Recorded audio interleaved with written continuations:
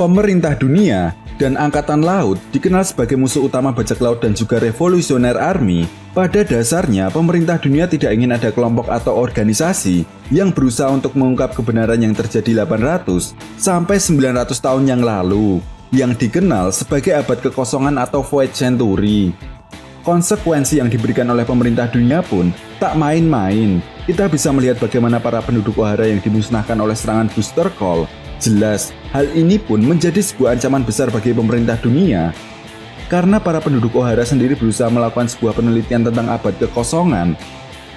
Di sisi lain, Revolutionary Army yang memandang hal itu sebagai sebuah kejahatan yang luar biasa, mencoba untuk mengubah sistem pemerintah dunia saat ini. Monkey D. Dragon sebagai sang ketua Revolutionary Army beralasan apa yang dilakukan oleh pemerintah dunia sudah melanggar hak asasi manusia. Mereka melakukan perbudakan dan justru dianggap sebuah kebenaran. Memang sih, petinggi pemerintah dunia maupun Angkatan Laut dikenal memiliki sebuah pandangan yang absolut, di mana sesuatu yang hitam akan tetap menghasilkan hitam, dan sesuatu yang salah, maka akan selamanya dianggap salah. Itulah pandangan mereka kepada para bajak laut, ataupun sebuah kelompok yang memberontak kepada pemerintah dunia. Tapi di sisi lain, sebenarnya pandangan tentang keadilan yang dianut oleh pemerintah dunia ini tidak 100% salah. Pandangan tentang keadilan yang absolut selalu menjadi bahan perdebatan yang cukup menarik di kalangan para fan One Piece. Keadilan yang absolut juga selalu menjadi polemik dalam cerita One Piece, di mana tidak semua orang setuju dengan pengaplikasian prinsip tersebut di organisasi Angkatan Laut. Nah, seperti yang kita tahu, Aoki Zikuzan merupakan salah satu karakter yang dulu pernah menjadi bagian dari organisasi Angkatan Laut yang tidak setuju dengan keadilan yang absolut. Mantan Admiral Aoki Zikuzan memang dikenal memiliki prinsip yang berbeda dengan para Angkatan Laut lainnya. Ketika Angkatan Laut lain memiliki prinsip untuk berpegang teguh pada keadilan yang absolut, maka Aoki Zikuzan justru berpegang teguh kepada prinsip moralnya. Kuzan merupakan salah satu contoh dari sedikit angkatan laut yang memiliki prinsip ini. Karena itulah dia memutuskan untuk mengundurkan diri dari organisasi angkatan laut ketika rivalnya yaitu Sakazuki Akainu menjadi seorang Fleet Admiral baru. Padahal kita semua tahu setelah berakhirnya perang Marineford, Sengoku yang ketika itu menjabat sebagai seorang Fleet Admiral memutuskan untuk mengundurkan diri dan menunjuk Aoki Zikuzan sebagai penggantinya. Namun hal itu justru ditolak oleh para Gorosei yang memang sebagai atasan langsung dari organisasi Angkatan Laut. Gorosei beralasan jika Sakazuki Akainu lah yang pantas menjadi seorang Fleet Admiral karena Akainu pada dasarnya memiliki prinsip keadilan yang sama dengan para Gorosei. Memang sih, Sakazuki Akainu dikenal sebagai sosok angkatan laut yang tidak mengenal ampun dan tidak pandang bulu, yang mana sering sekali hal tersebut malah justru merugikan pihaknya sendiri. Nah, jika kita berbicara mengenai moral atau keadilan yang dianut oleh Aoki Zikuzan, sebenarnya gelagat Kuzan sudah menunjukkan hal yang aneh sejak 20 tahun yang lalu, sebelum time skip, lebih tepatnya saat terjadinya peristiwa O'Hara. Dalam peristiwa Booster Call itu seorang wakil Admiral Angkatan Laut muncul di wilayah O'Hara. Dia adalah Aoki Zikuzan.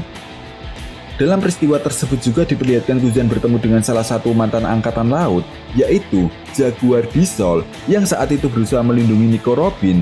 Nah, yang menarik di sini adalah bagaimana sikap Aoki Zikuzan terhadap Jaguar Disol dan Nico Robin. Berbeda dengan angkatan laut lainnya, Kuzan memang saat itu sudah terlihat santai dan berbicara dengan hatinya mengenai peristiwa yang terjadi kepada para penduduk O'Hara. Kuzan tidak pernah mengikuti jejak angkatan laut lainnya yang memiliki prinsip keadilan absolut.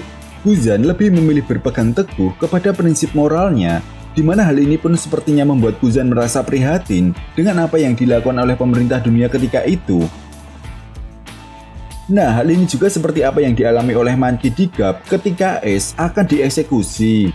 Garp memang tidak bisa berbuat banyak kepada Ace. Sebagai seorang angkatan laut, jelas Monkey D. Garp harus tetap pada tugasnya. Begitupun dengan Aoki Zikuzan, di mana dia sendiri menganggap rekannya yaitu Jaguar Disol sebagai halnya para penduduk O'Hara.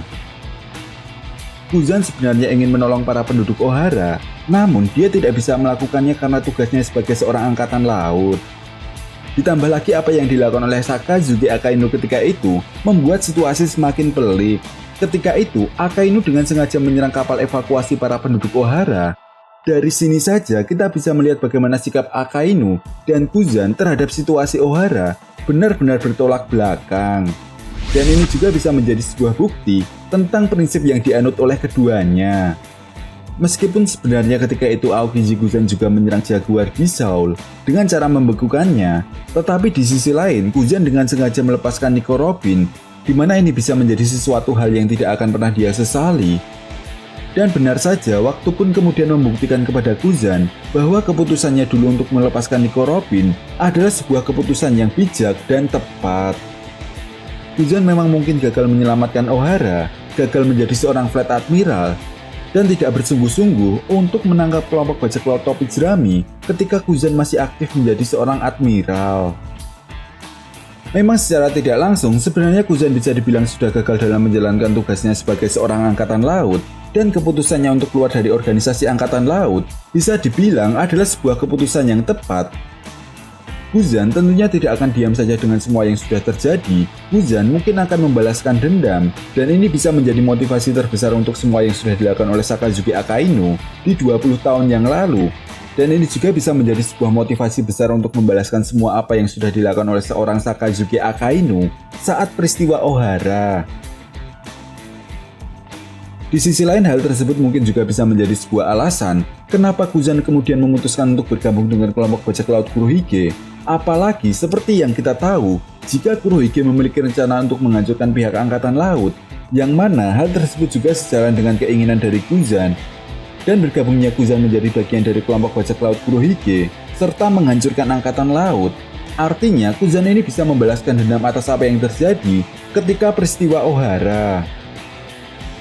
Lalu alasan lainnya kenapa Kuzan kemudian bergabung dengan kelompok bajak laut Kurohige adalah Kuzan bisa menjadi salah satu sumber informasi yang berharga bagi Kurohige. Ya, meskipun pada awalnya Burgess menolak Kuzan bergabung dengan kelompok bajak laut Kurohige, tetapi Kurohige kemudian menerima Kuzan. Jelas, hal ini tentunya sangat menguntungkan bagi Kurohige, apalagi jika Kuzan bisa diandalkan untuk memberikan informasi tentang pemerintah dunia ataupun angkatan laut yang telah dia ketahui. Namun di sisi lain kita juga tidak bisa menebak sebenarnya Kuzan ini di pihak siapa, karena apa yang pernah diucapkan oleh Doflamingo pada manga One Piece chapter 801 memang ada benarnya. Siapa yang akan saling bertarung dan siapa yang akan saling berkhianat? Dimana ini juga jelas menimbulkan sebuah pertanyaan besar, apakah Kuzan memiliki sebuah rencana lain yang menyebabkan dia bergabung dengan kelompok bajak laut Kurohige? Nah, menurut Mimin, mungkin patokan untuk jawaban ini adalah apa yang pernah dilakukan oleh Aokiji Kuzan di masa lalu. Aokiji Kuzan tetaplah Kuzan yang dulu, itulah yang pernah dia katakan kepada Smoker. Kita semua tahu, Nico Robin saat ini adalah satu-satunya orang yang bisa membaca tulisan kuno Poneglyph. Artinya, Robin adalah kunci utama untuk menuju Pulau Locktail.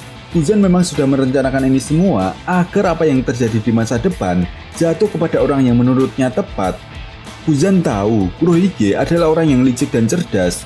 Dia memiliki ambisi untuk menguasai dunia. Jelas, orang-orang atau masyarakat biasa akan terkena dampaknya. Oleh sebab itu, bergabungnya Aokiji Kuzan agar dia bisa memata-matai bajak laut Kurohige, atau mungkin agar Kuzan bisa mengawasi dunia bawah yang memang sangat berpengaruh besar dengan keseimbangan dunia One Piece.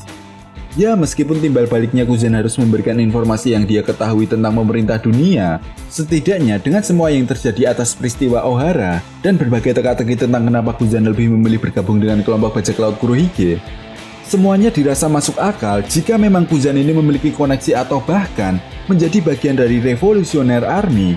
Dan di saat momen yang pas, tiba waktunya Kuzan mungkin pada akhirnya akan membeberkan semua informasi yang ada. Bahkan bukan hal yang tidak mungkin jika suatu saat nanti Kuzan akan berkhianat dan ikut bertarung menghadapi Kurohige yang merupakan kaptennya. Yes, itu tadi merupakan pembahasan tentang rencana yang sebenarnya dimiliki oleh Aokiji Kuzan, sang mantan Admiral Angkatan Laut. Jadi bagaimana menurut nakama semua? Jika kalian punya pendapat lain, silahkan berikan komentar kalian di kolom komentar. Oke, sampai di sini dulu pembahasan kita kali ini, and see you next time.